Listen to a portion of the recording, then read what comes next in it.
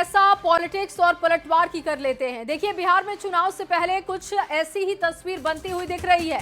प्रशांत किशोर ने सोमवार को प्रेस कॉन्फ्रेंस कर अपनी कमाई और पार्टी के खर्च का हिसाब सबके सामने रखा और बिहार के कई मंत्रियों पर भ्रष्टाचार के गंभीर आरोप लगाए। और इसके बाद बीजेपी पूरी तरीके से हमलावर हो चुकी है।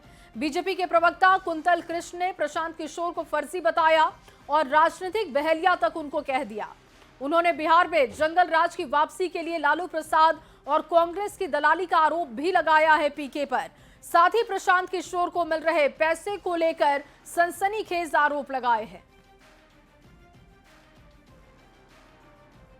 बहेलिया है, राजनीतिक नटवर लाल है, फ्रॉड है, बिहार की दलाली करने आया है। प्रशांत किशोर कह रहे हैं कि 250 करोड़ रुपए 3 साल में उनको और उनकी करीबी कंपनियों को मिले। वो रुपए क्या है? उनके राष्ट्रीय अध्यक्ष हैं उदय सिंह जी। गलत उम्र की जानकारी तो देते ही हैं। अब और सुन लीजिए, ये जो फ्रॉड किशोर हैं उनका गोरख धंधा। 19/3/2025 को प्रशांत किशोर की एक रिश्तेदार प्रियंका जी और उदय सिंह जी के पुत्र अभिनव सिंह ने जेएसपीटी कंसल्टेंट्स प्राइवेट लिमिटेड एक कंपनी खोली। 19 मार्च 2025 जेएसपीटी कंसल्टेंट्स प्राइवेट लिमिटेड का पैन नंबर है। प्रियंका जी जो प्रशांत किशोर की रिश्तेदार बताई जा रही हैं, उनका डिन नंबर है। 19 मार्च को यह कंपनी खोली गई।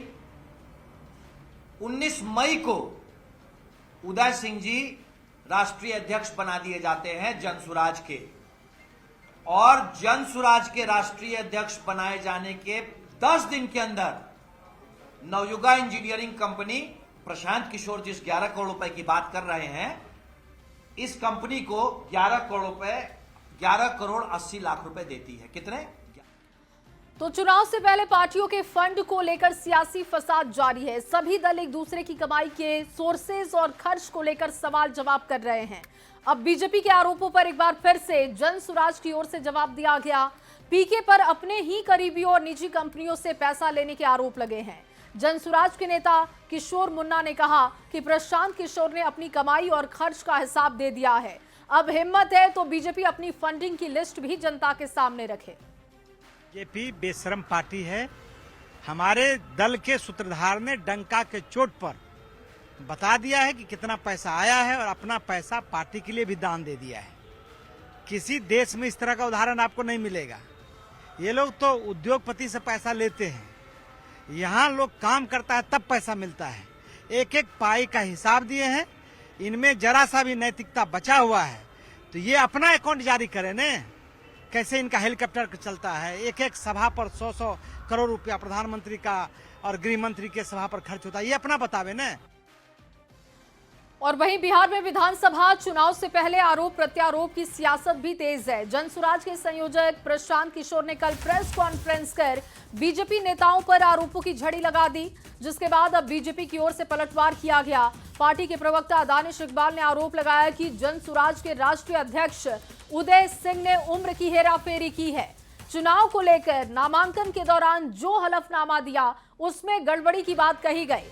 दानिश ने आरोप लगाया कि उदय सिंह की 2004 में उम्र 44 साल थी, जबकि 2009 में उन्होंने अपनी उम्र 57 साल बताई है। सवाल है कि 5 साल में उदय सिंह की उम्र 13 साल कैसे बढ़ गई। और देखिए, ये सबूत भी पेश किया गया है बीजेपी की तरफ से।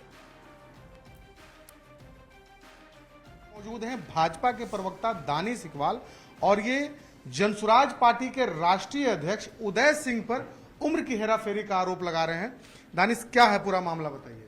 देखिए, प्रशांत किशोर भारतीय जनता पार्टी के नेताओं पर जो बेबुनियाद आरोप लगा रहे हैं और जिस प्रेस वार्ता में वो आरोप लगा रहे हैं, उनके पास में ही बैठे उनके पार्टी के राष्ट्रीय अध्यक्ष जो पूरी तरह से जालसाजी में लिप्त हैं, आज हम पूरी तरह सबूत के साथ पेश हुए हैं। और ये सबूत मैं आपके चैनल के माध्यम से दर्शकों को दिखाना चाहता हूं। ये देखिए, ये 2004 का एफिडेविट है जिसमें कि उनकी उम्र जो है 44 वर्ष उन्होंने मेंशन की है। वो स्वीकार करते हैं कि 2004 में उनकी उम्र 44 वर्ष रही है।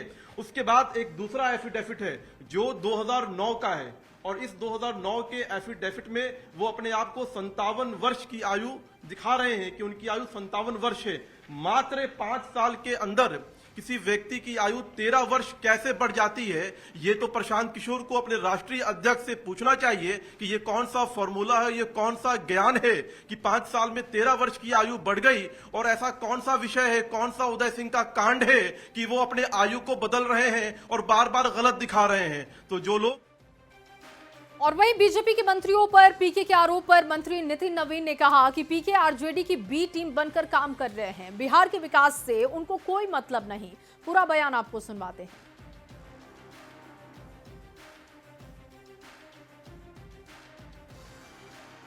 चर्या यही है, उनको इसी भी काम में मन लगता है, करने दीजिए उनको। लेकिन मेरा तो ये मानना है कि जिस समय कोरोना कालखंड में बिहार था उस समय उनको चिंता नहीं थी, जिस समय आपदा में बिहार था तब उनको चिंता नहीं होती थी, जब बिहार जंगल राज से लड़ रहा था उस समय उनको चिंता नहीं थी, बिहार जब नक्सलवाद से लड़ रहा था उस समय उनको चिंता नहीं थी। आज बिहार विकास के पथ पर बढ़ रहा है तो आरजेडी के बी टीम बन के काम कर रहे हैं। और चलिए आगे